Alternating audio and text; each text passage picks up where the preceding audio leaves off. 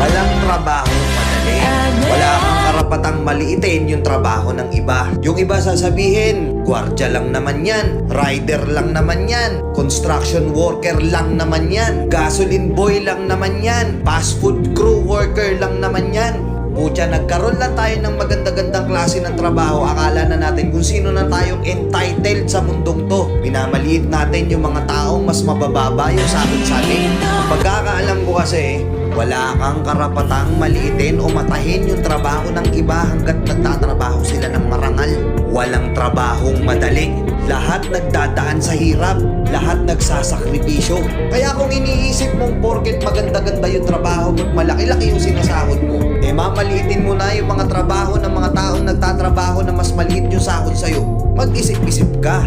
Baka bawiin sa'yo yan. Baka biglang bumaliktad yung mundo at sila naman yung umangat. Kahit anong trabaho mo, magpakumbaba ka pa rin. Bilog ang mundo, hindi palagi nasa taas ka. Kaya hanggat maaari sa lahat ng oras, magpakumbaba ka.